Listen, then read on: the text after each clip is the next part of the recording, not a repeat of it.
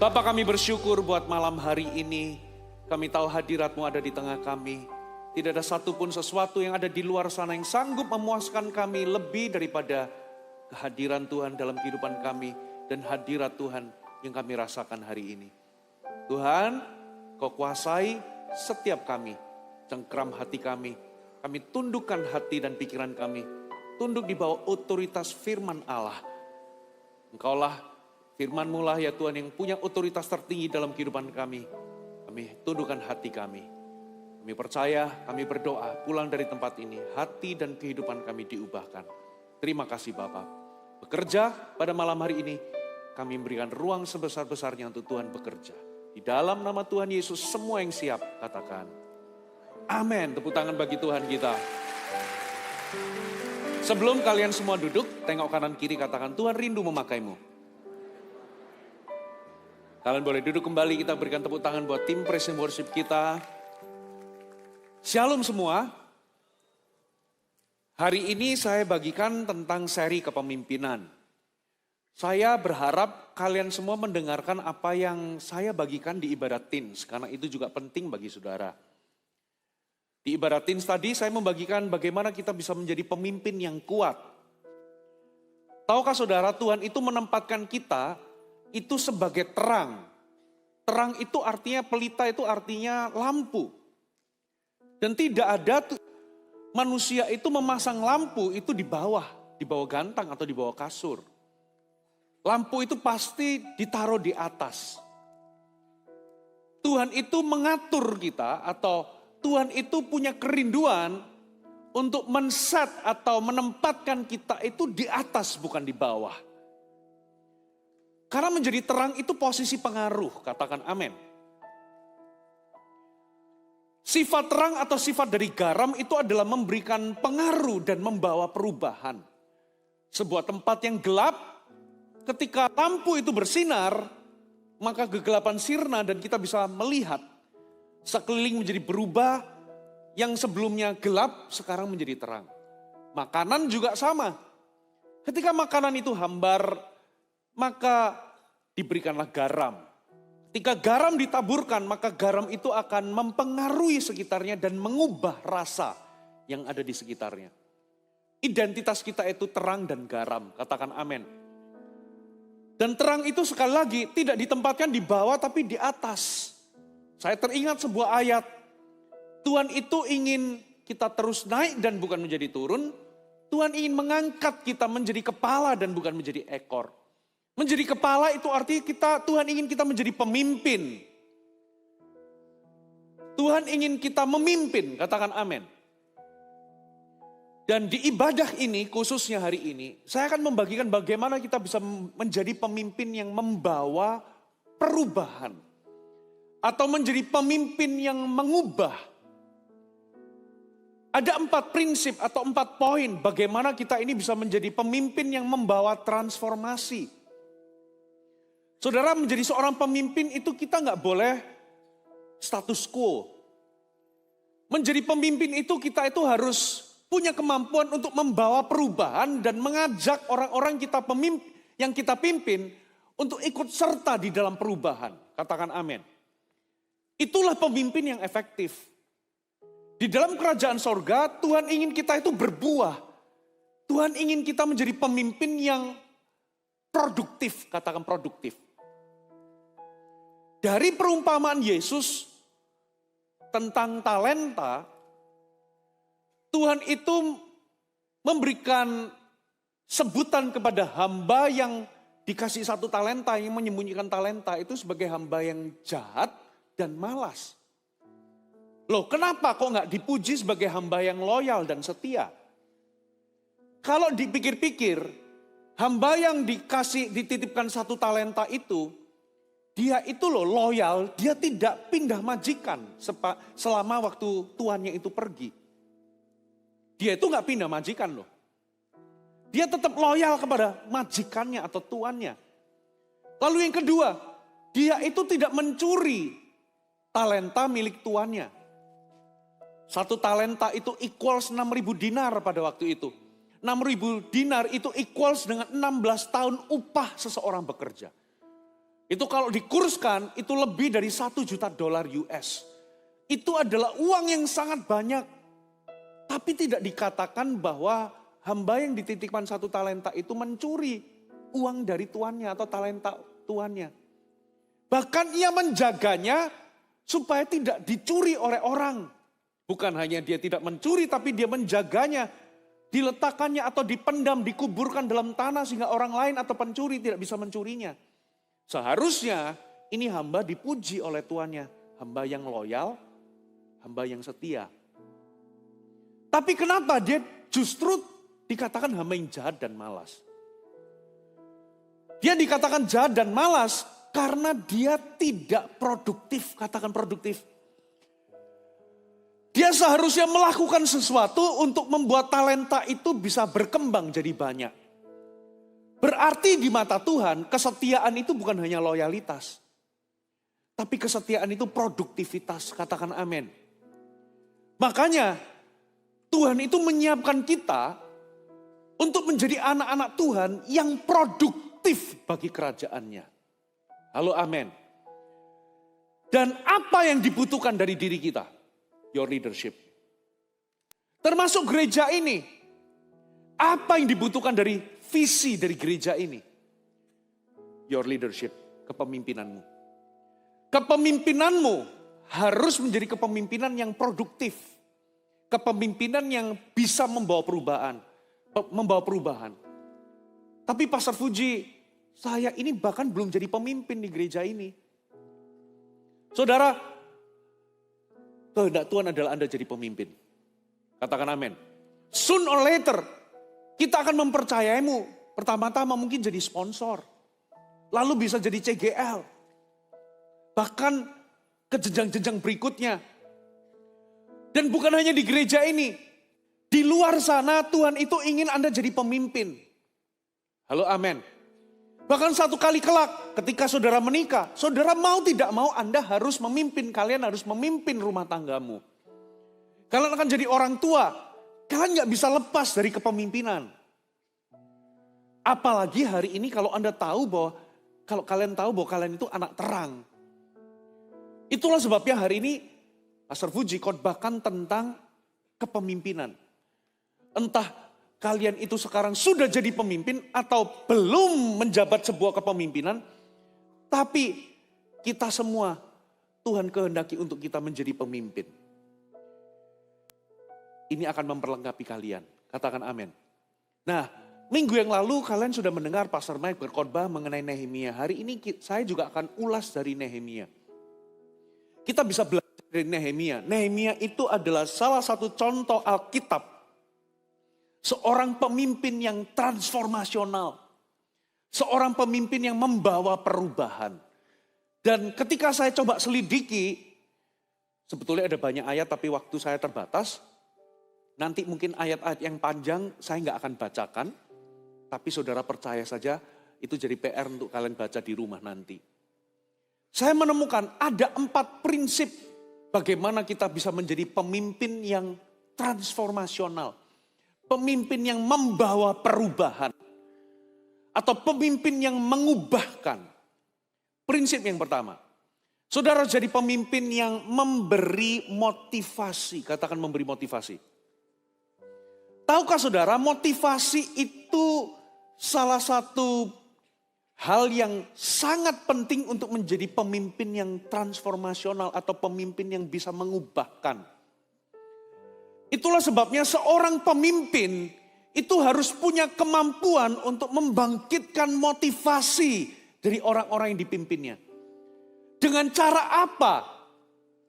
Dengan cara bagaimana seorang pemimpin itu bisa menciptakan atau membangkitkan motivasi orang-orang yang dipimpinnya. Yaitu dengan cara dia melepaskan sebuah mimpi atau visi yang menarik dan menantang. Seorang pemimpin yang membawa perubahan, dia akan memiliki visi yang menarik dan menantang.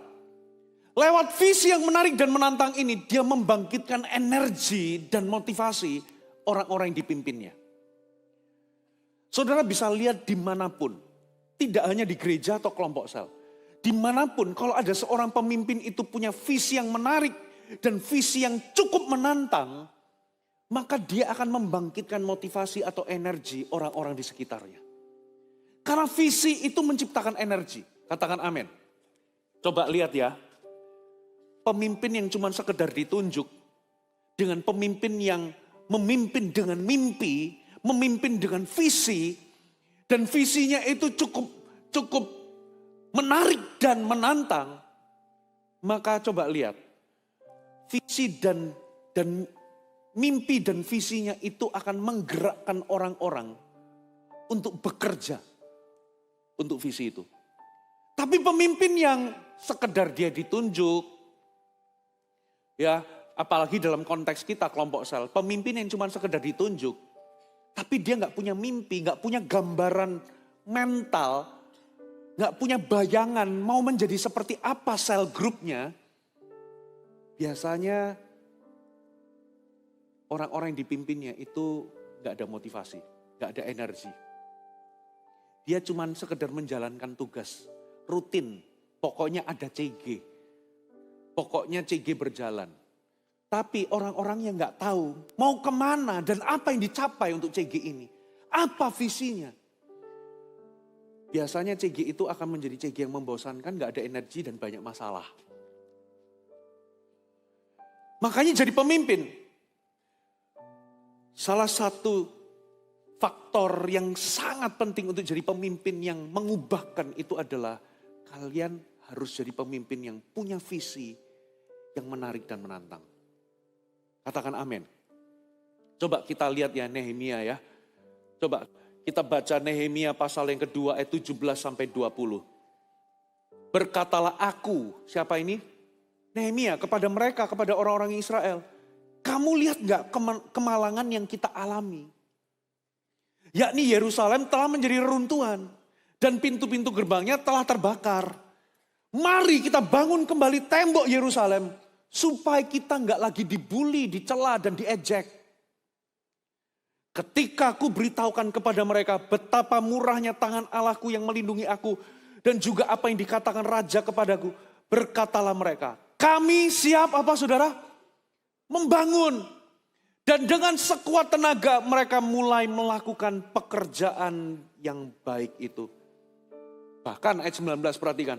Ketika Sanbalat, orang Horon, Tobia, orang Amon, pelayan itu, orang Geshem, orang Arab mendengar itu. Mereka mengolok-olok, mengejek, menghina kami. Kata mereka, apa yang kamu lakukan itu? Apa kamu mau memberontak dan raja?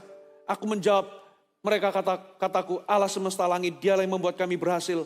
Kami hamba-hambanya telah siap membangun. Tetapi kamu gak punya bagian atau hak. Dan tidak akan diingat di Yerusalem. Kalau kalian baca di Nehemia 1. Kondisinya orang-orang di Yerusalem itu dalam kondisi tercela. Mereka itu dalam kondisi yang terpuruk, putus asa, tidak berdaya. Orang-orang yang hidup di Yerusalem yang gak ikut dalam pembuangan mereka itu kondisinya itu menjadi orang yang diejek oleh bangsa-bangsa yang tinggal di situ. Gak ada energi. Tapi apa yang terjadi ketika Nehemia itu membagikan visi? Ketika dia ceritakan mimpinya dan bagaimana Tuhan menyertai dia. Tiba-tiba orang yang dalam keadaan tercela itu, orang yang dalam keadaan putus asa, orang-orang yang lemah itu, tiba-tiba muncul energi dan berkata, kami siap membangun. Hari ini kalau Anda mau jadi pemimpin, apa mimpimu? Kalau saudara jadi sponsor, kalau saudara jadi CGL, atau saudara jadi pemimpin di kampusmu. Atau saudara jadi pemimpin apapun, pemimpin departemen kah. Atau someday. Satu hal yang tidak boleh tidak ada adalah. Jangan jadi pemimpin yang gak punya visi. Ini kelihatannya klise ya. Ya sudah tahu lah Pastor Fuji. Saudara dengar baik-baik. Saya ini ketemu dengan banyak pemimpin. Saya itu banyak keliling di Gereja Mawar Sharon. Bahkan pendeta pun, pastor pun, tidak semua pastor itu punya visi. Sekalipun mereka tahu bahwa setiap pemimpin itu harus punya visi.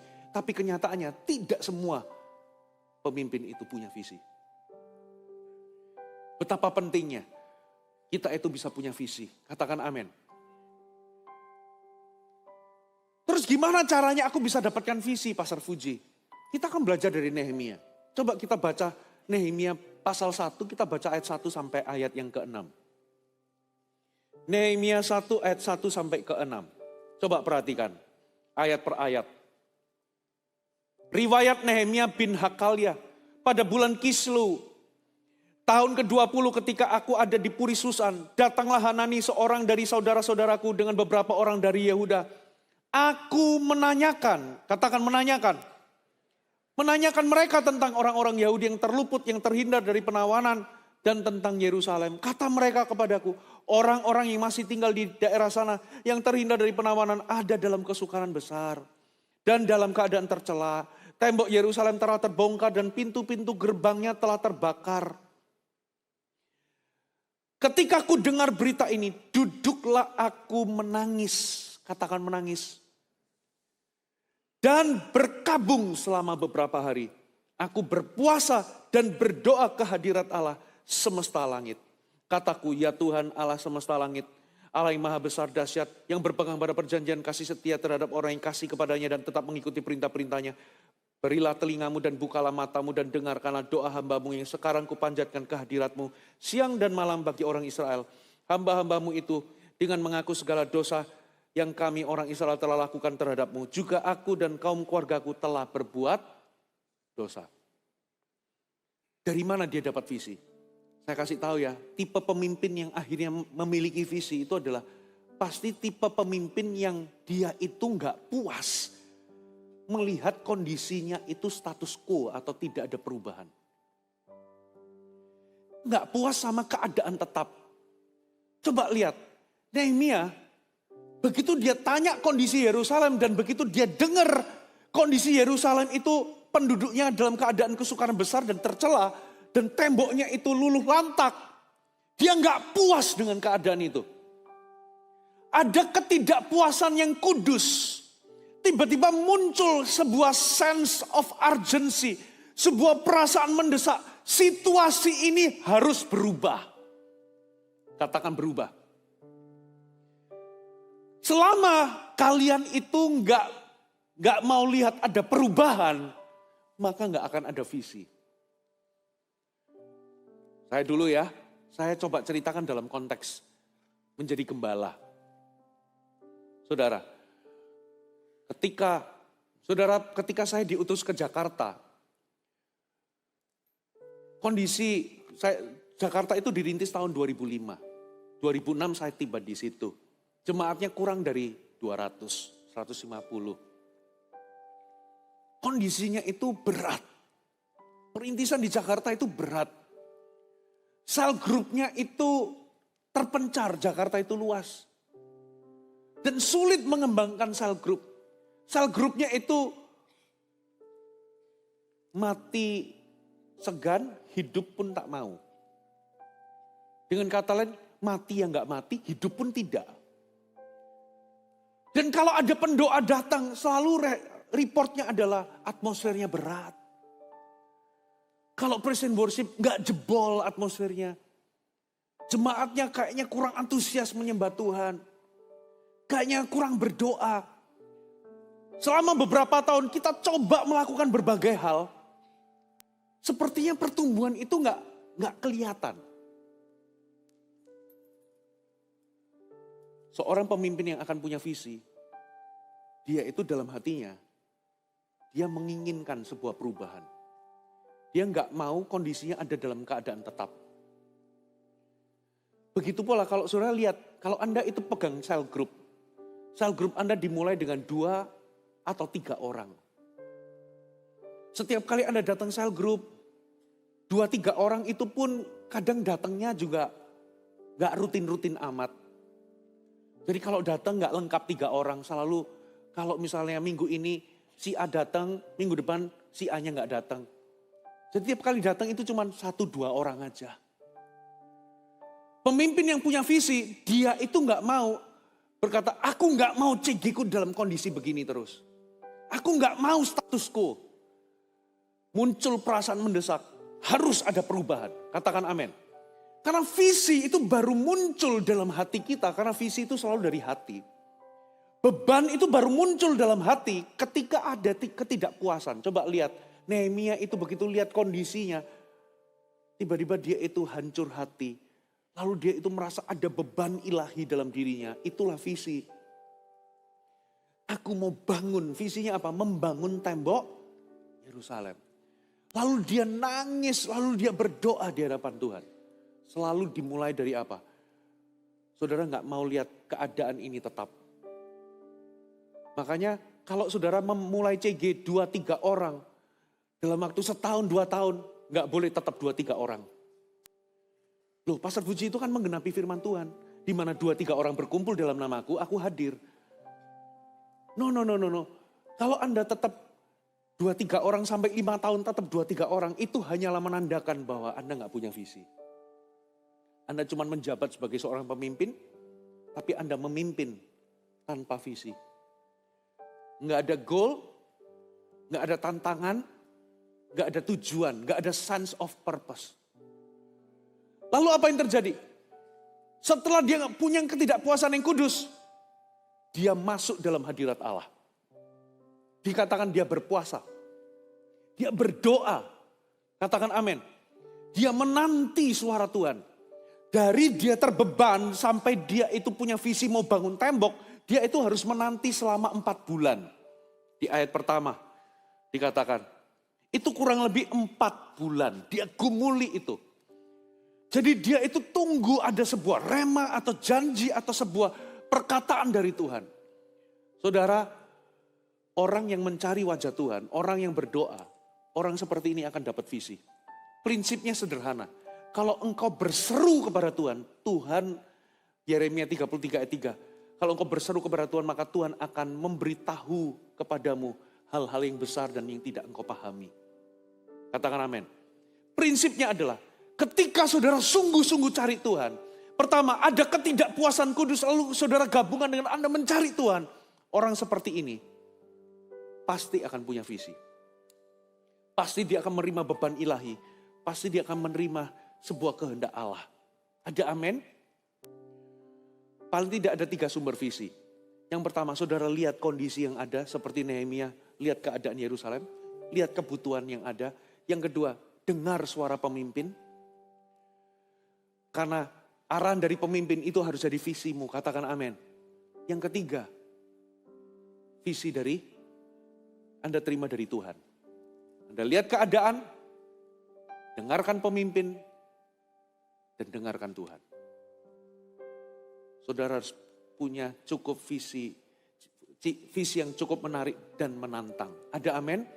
Baru di sini, saudara akan menjadi pemimpin yang membawa perubahan. Pemimpin yang punya visi, dia enggak berpuas diri dengan status quo. Dia akan membawa perubahan dan mengajak orang-orang yang dipimpinnya untuk ambil bagian dalam perubahan. Untuk ikut dalam visi bersama. Dan orang kalau mendapatkan visi yang jelas, energi akan muncul. Katakan amin. Di tahun-tahun itu saya punya visi. Waktu itu CG masih sedikit, saya katakan kita mau menjadi 180 CG. Ayo kita bangun CG kita. Walaupun kondisinya Jakarta itu seperti itu. Tahun 2012 kita mencapai 180 CG. Setelah kita capai 180 CG, aku gak puas dengan kondisi tetap. Saya mau 1000 CG. Hari ini digenapi tahun 2022 kemarin. Kita tembus 1000 sekian CG. Tepuk tangan bagi Tuhan. Dan hari itu saya juga gak mau puas, Tuhan, aku mau 3000 CG. Nanti bulan November ini kita akan bermimpi. Waktu pembelahan masal.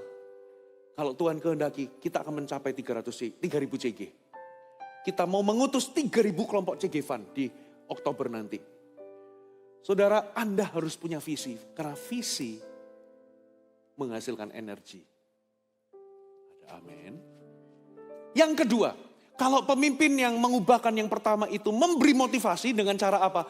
Saudara harus punya visi yang menarik dan menantang. Yang kedua, saudara harus bisa memberi pengaruh. Katakan pengaruh. Memberi pengaruh itu artinya apa? Seorang pemimpin yang mengubahkan, dia itu punya kemampuan untuk mempengaruhi orang-orang yang dipimpin melalui keteladanan. Katakan keteladanan. Orang yang menjadi teladan, dia akan mendapatkan kepercayaan dan respek dari orang-orang yang dipimpinnya. Kalau saudara itu betul-betul memperlihatkan bahwa dirimu itu juga adalah orang-orang yang hidup dalam integritas. Nehemia, kita nggak perlu buka ayatnya. Kalau Anda baca Nehemia pasal yang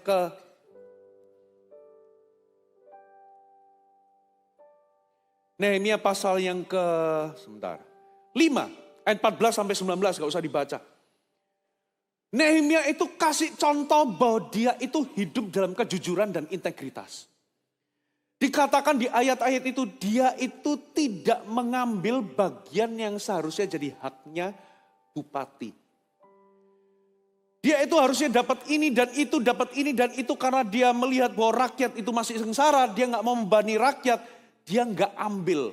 Bahkan dia itu tulus ingin membangun rakyat yang ada dan membangun tembok Yerusalem. Dia tulus itu bukan untuk mencari keuntungan pribadi. Dia sendiri menghidupinya.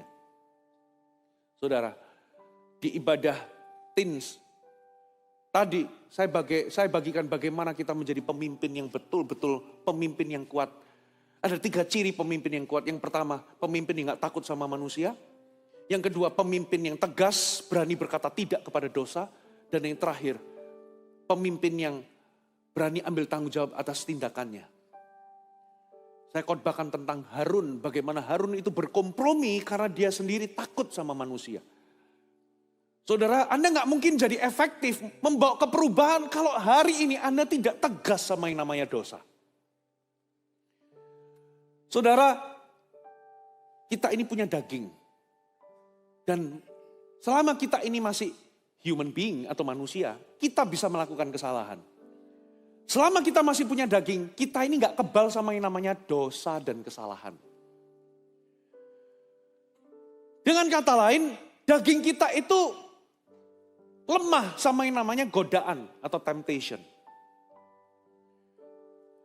Itulah sebabnya kita ini harus tegas sama yang namanya dosa. Tadi saya ceritakan, firman Allah itu gak pernah berubah, tapi dunia kita itu berubah masalahnya. Zaman dulu, 10-20 tahun yang lalu, orang sebelum menikah tapi tidur bersama, itu tabu.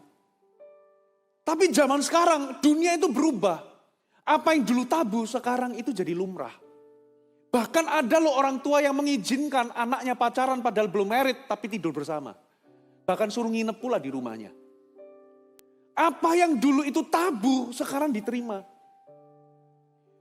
10-20 tahun yang lalu, pernikahan sesama jenis itu tabu. Kita nggak bisa terima ada yang namanya Jarod menikah sama Tommy. Tapi sekarang, bahkan di dunia barat, sudah ada gereja yang menikahkan orang sesama jenis. Nita dengan Wati, Tommy dengan Hendro.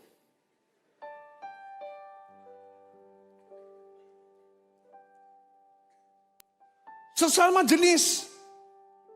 Gak ada dulu zaman dulu film-film laki-laki pacaran sama laki-laki. Sekarang film-film animasi anak-anak pun sekarang sudah lumrah mempertontonkan. Saya terakhir kaget perjalanan ke US untuk apa itu namanya? Untuk wisuda. Gara-gara perjalanan panjang saya nonton film kartun. Saya terkejut. Tokoh kartun itu tiba-tiba dia cerita sama tokoh yang lebih dewasa. Aku punya pacar. Pacarnya tiba-tiba laki-laki. Masih remaja. Saya kaget. Lalu di situ digambarkan itu seperti lumrah sekali. Lalu yang dewasa itu memberikan nasihat harusnya begini. Di ujung ceritanya akhirnya menikah. Padahal masih remaja. Digambarkan begitu lumrah. Alkitab jelas ngomong gender itu cuma 2. Laki-laki atau perempuan, gak ada tengah-tengahnya. Tapi zaman sekarang, gak cuma LGBT, tapi ada Q-nya. Dengan kata lain, gender itu spektrum. Tahu gak spektrum? Jadi kalau ada orang Misalnya dia itu wanita, tapi kalau dia menganggap dirinya pria, Anda nggak boleh ngomong itu wanita. Melanggar hak asasi.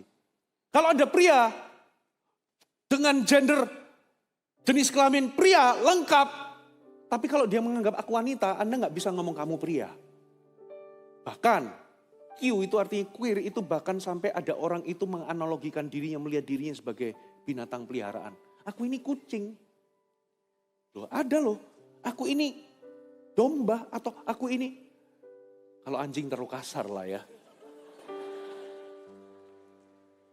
Aku ini, aku itu. Dan dunia itu sudah tambah aneh. Firman Tuhan jelas, laki-laki dan perempuan. Makanya kalau Anda itu nggak tegas, Anda nggak pegang firman Allah, saudara, bagaimana Anda bisa jadi teladan di dunia yang cemar ini? Bagaimana Anda bisa jadi pemimpin yang membawa perubahan kalau Anda itu sama dengan dunia? Saudara, bagaimana Anda ngomong visi? Nehemia itu menjelaskan ketika dia itu diancam, ya bahkan mau dibunuh, Nehemia itu menunjukkan bahwa dirinya nggak menyerah. Karena orang-orang yang dipimpinnya itu sangat kelelahan dan ketakutan. Tapi dia berkata, dia ngomong jangan takut. Lalu dia berdoa, dia dengan gigih tetap bekerja. Dia tunjukkan bahwa aku ini bukan cuma bos yang suruh-suruh. Modalnya cuma perintah-perintah tapi gak ikut kerja. Tapi aku pun menjadi teladan bahwa aku ada juga orang yang kerjakan visi. Katakan amin. Kalau Anda jadi pemimpin, saudara, Anda berikan visi dan orang itu melihat atau menangkap visi itu bukan hanya dari kata-kata saudara, tapi dari tindakan saudara, itu jauh lebih strong. Katakan amin. Visi itu harus ditanamkan di hati dan pikiran dari orang-orang yang kita pimpin. Bagaimana cara membagikan visi? Lewat verbal, Anda bisa cerita, banyak sharing, Anda bisa impartasikan. Tapi lebih dari itu, yang jauh lebih berbicara adalah ketika mereka juga melihat bahwa Anda adalah orang yang ikut bekerja. Katakan amin.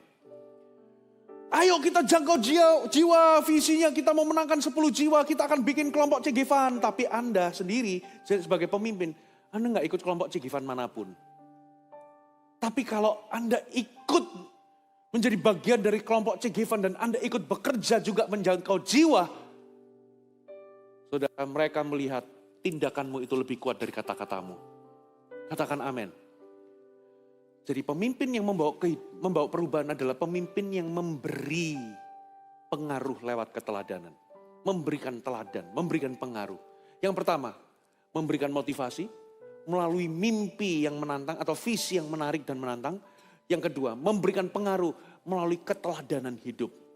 Yang ketiga, memberi solusi. Katakan memberi solusi. Saudara jadi pemimpin, Anda itu dituntut untuk bisa mengatasi masalah. Ya. Makanya istri saya dan saya itu gak percaya bahwa generasi Z sekarang ini adalah generasi strawberry. No, saya mempercayai sebaliknya, generasi sekarang itu harus menjadi generasi yang kreatif. Maksudnya apa? Begini loh, selama Anda memimpin, dunia itu penuh dengan persoalan. Dunia itu penuh dengan masalah. Kita itu, kata Tuhan, kita ini more than conqueror. Kita ini lebih daripada pemenang, katakan amin. Dan 1 Yohanes berkata bahwa iman kitalah yang membawa kita ini bisa menang. Dengan kata lain, Tuhan itu menciptakan kita itu menjadi seorang conqueror atau penakluk, katakan amin. Maksudnya apa? Saudara itu jadi problem solver. Saudara itu harus bisa jadi jawaban di keluargamu, di sel grupmu, di gerejamu, di kampusmu, termasuk nanti kalau Anda kerja, saudara harus jadi jawaban di tempat kerjamu. Yusuf itu jadi jawaban bagi zaman itu.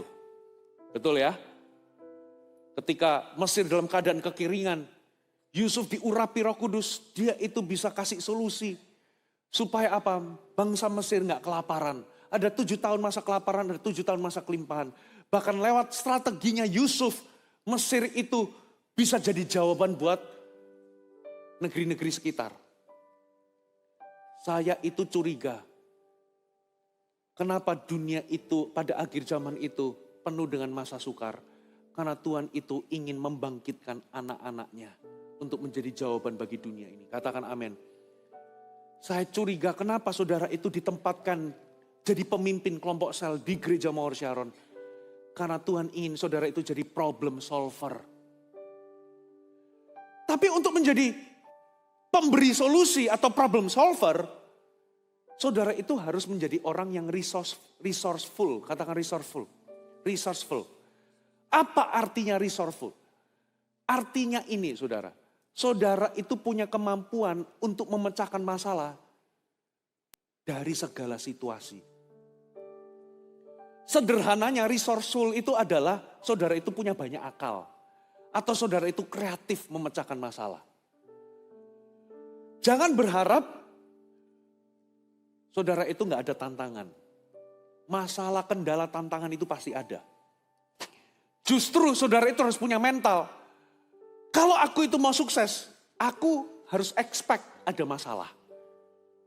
Kalau Anda jadi pemimpin kelompok sel, lalu ada masalah, lalu Anda putus asa, gampang putus asa.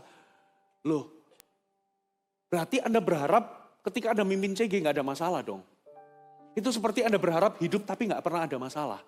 Itu harapan yang tidak realistis. Karena apa? Selama Anda masih bernafas, selama Anda masih hidup, namanya masalah itu bagian dari kehidupan.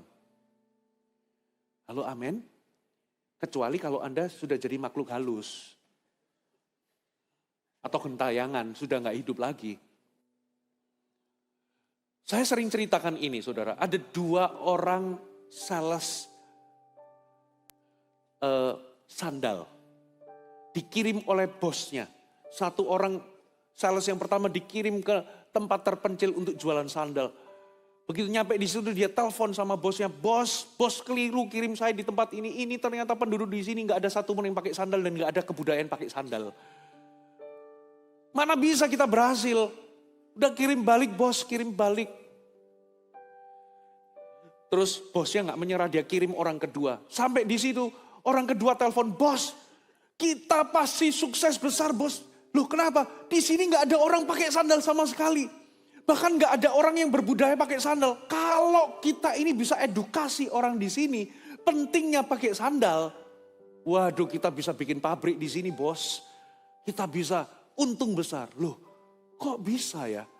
2 orang ketemu masalah yang sama, yang satu bilang, nggak mungkin, tapi yang satu bilang kita untung besar.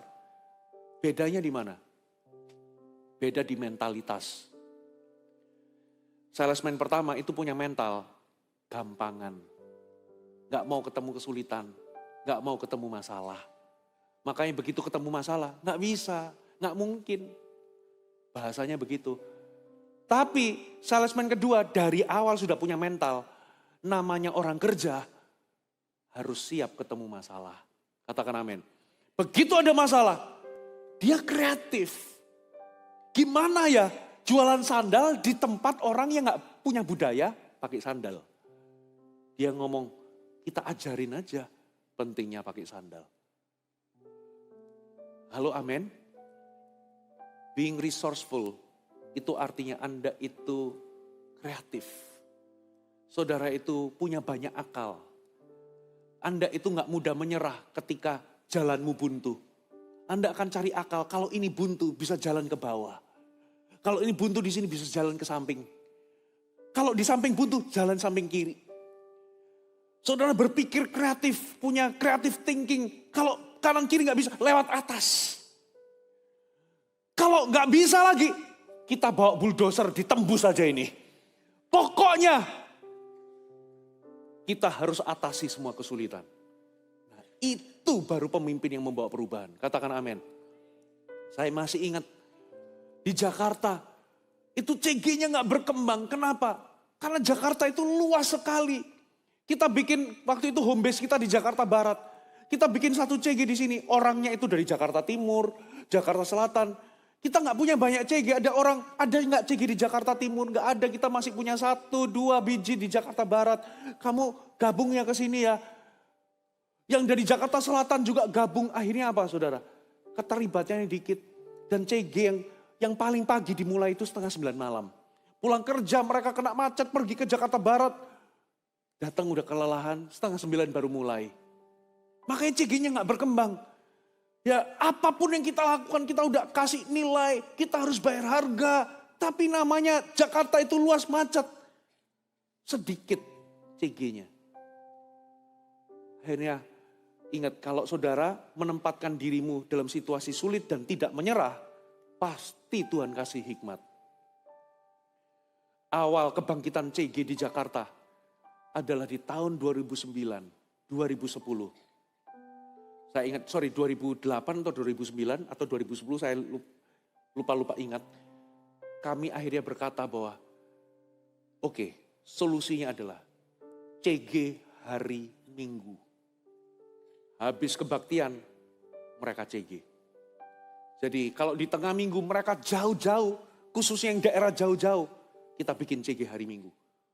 Saudara, saya masih ingat waktu itu di mall yang baru kita itu masih sepi. CG-nya itu ada di lantai 2, ya di bagian selasarnya mall. Ya duduk di sini ada CG, di sini ada CG, di situ ada CG, bahkan di taman ada CG. Bahkan ketika Pastor Mil, tahu kan, kenal kan Pastor Mil?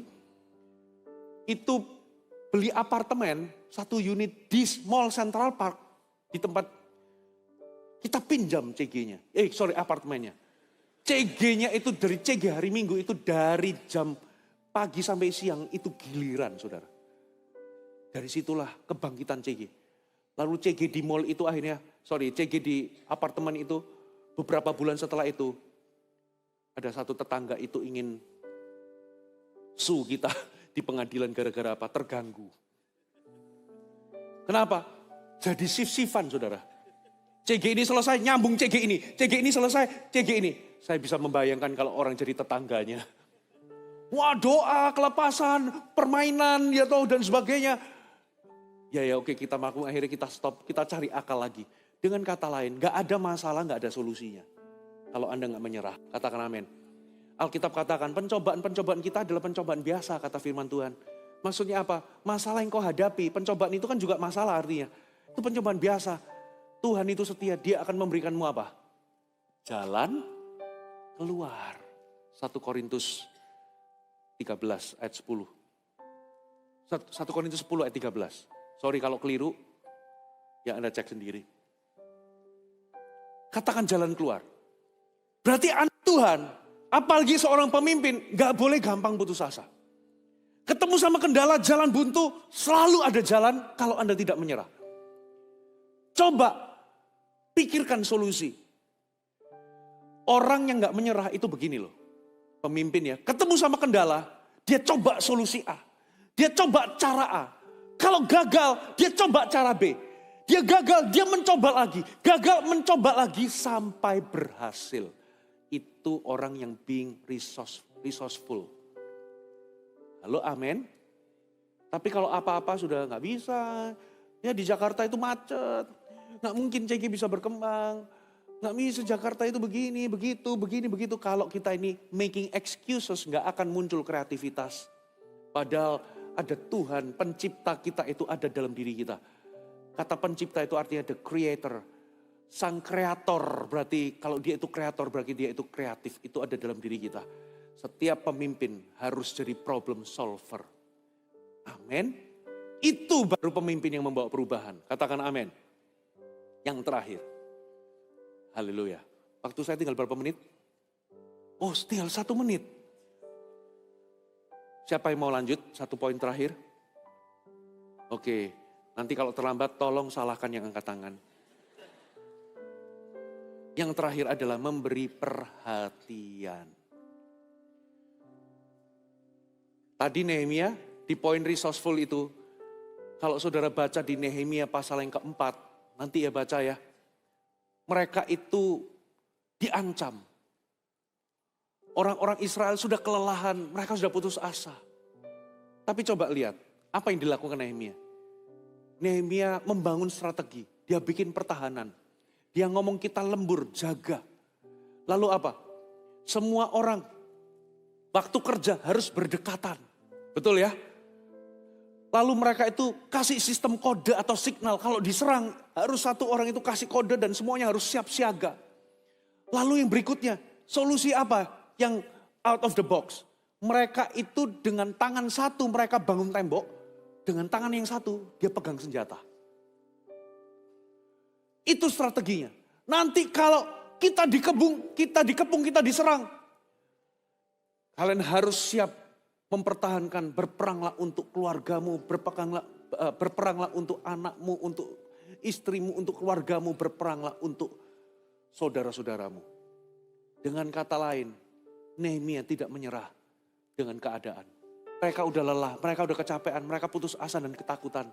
Tapi Nehemia menguatkan mereka dan memberikan solusi. Katakan amin. Yang terakhir adalah memberi perhatian. Nehemia itu menguatkan mereka ketika mereka lemah dan ketakutan. Nehemia bahkan memperhatikan kesejahteraan mereka. Bahkan Nehemia itu memperhatikan kerohanian mereka. Dikatakan di Nehemia pasal yang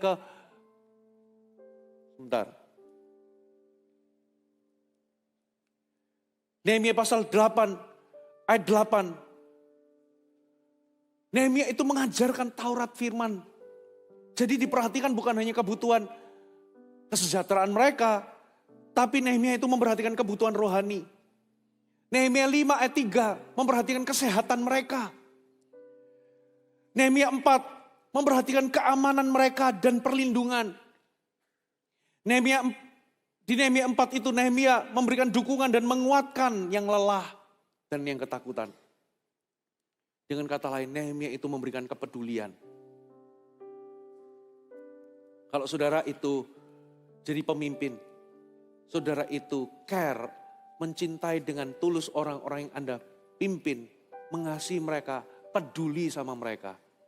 Saudara, muncul energi. Mereka itu enggak merasa saudara itu perintah-perintah, tapi terjadi hubungan, kedekatan, dan itu akan membuat mereka itu tambah percaya, tambah respect. Dan orang akan memberikan segalanya bagi orang-orang yang dia tahu bahwa orang ini peduli dan orang itu penting bagi mereka. Halo, amin. Saya undang kita bangkit berdiri bersama-sama. Ku sembah Kau dalam roh dan kebenaran sepanjang jalan hidupku.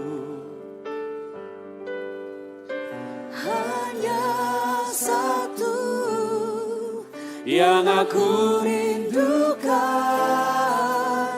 selalu senangkan.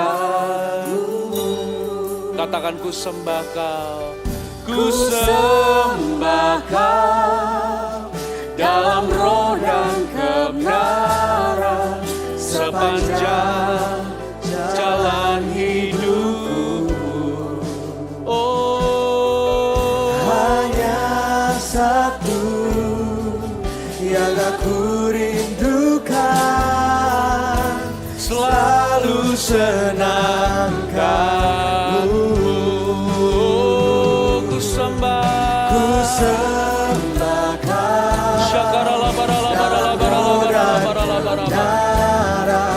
sepanjang jalan hidupku.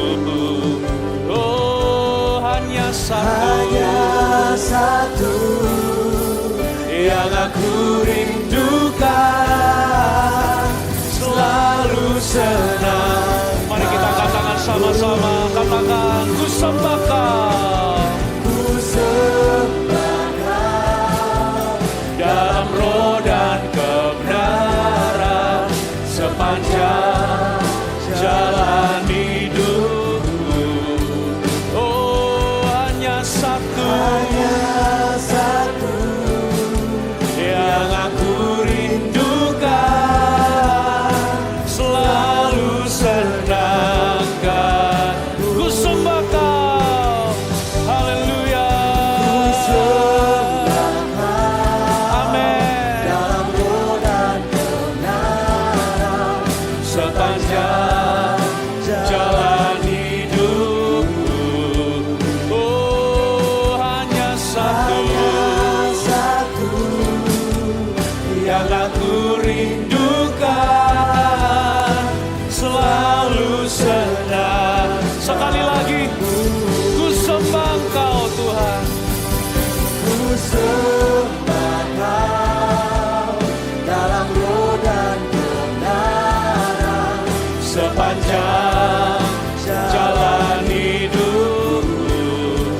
Oh, hanya satu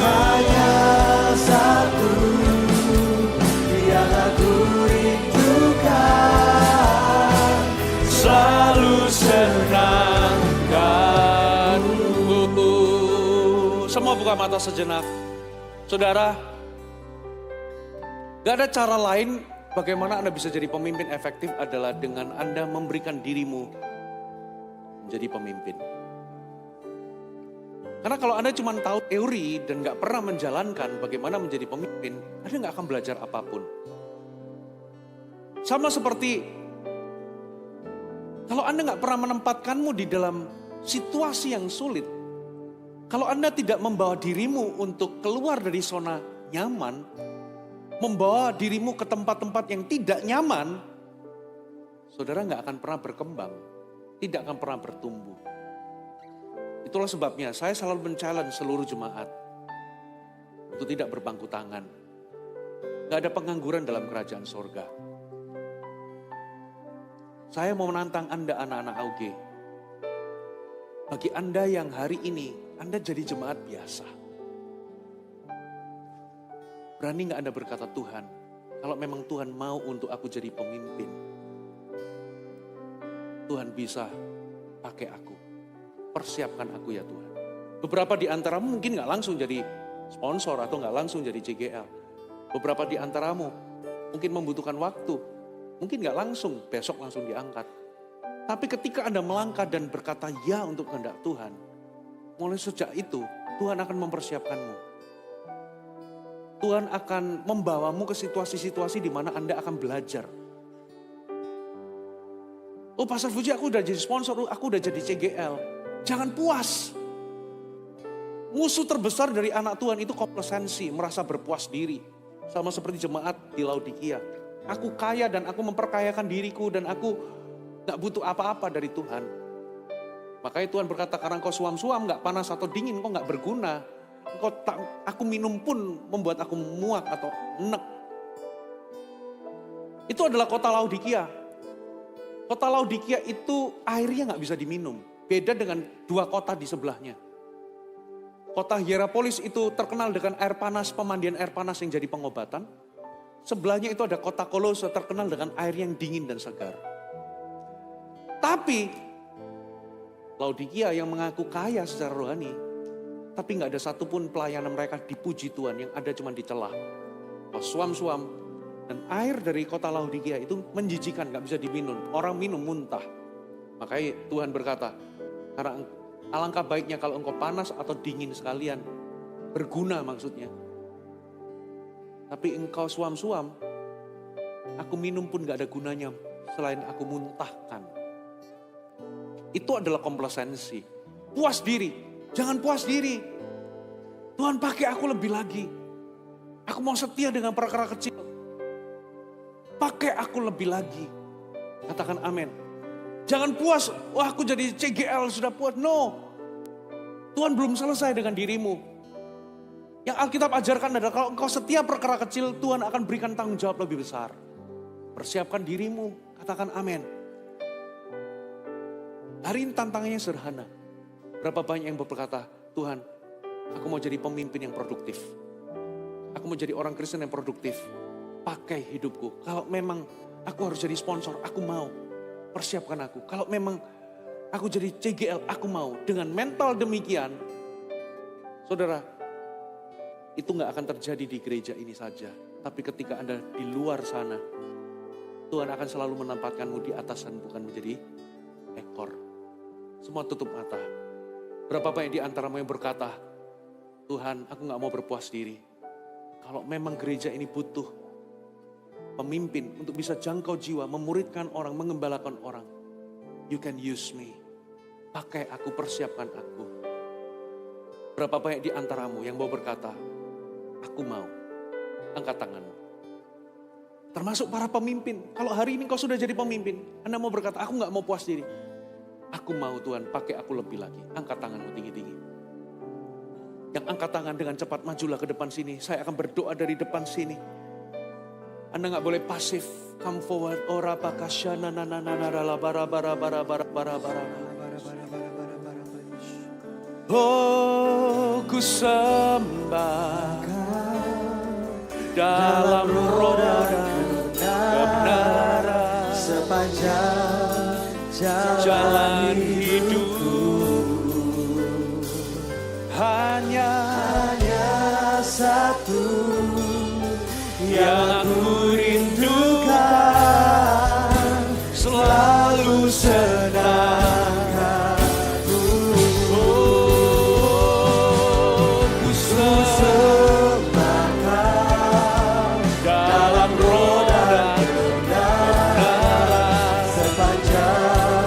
Jalan hidup, haleluya.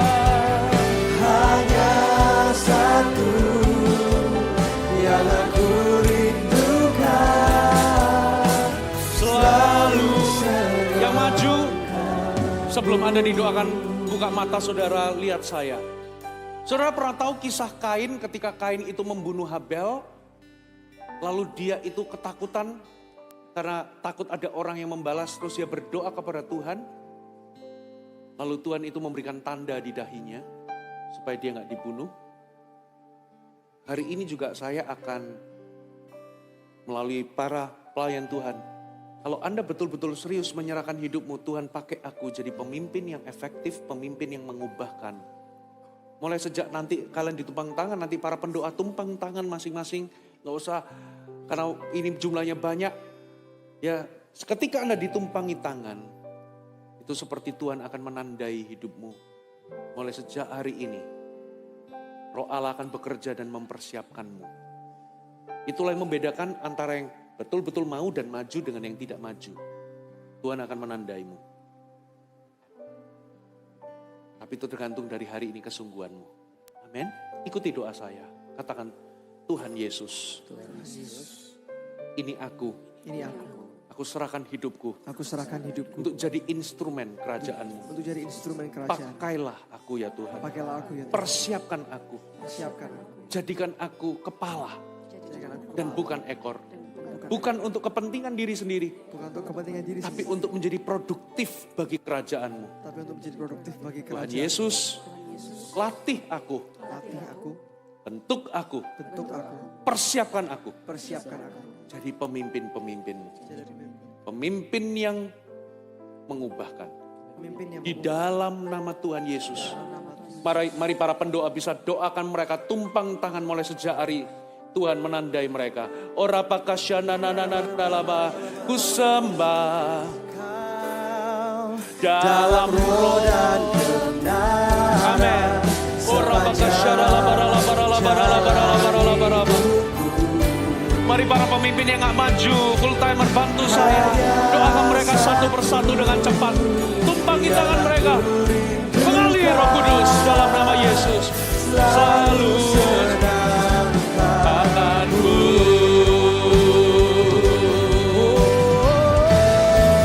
Ku sembah Kau, ku sembah Kau dalam roh dan kebenaran sepanjang jalan hidup. Lord, use them. Pakai mereka dalam nama Yesus. Biarlah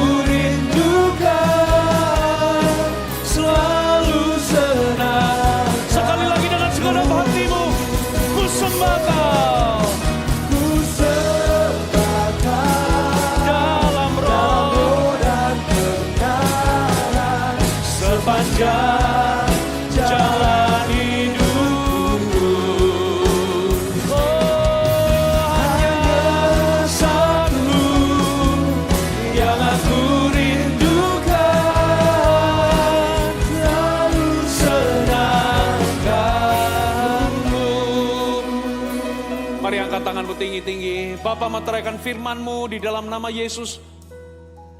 Kami tahu firman Tuhan berkuasa.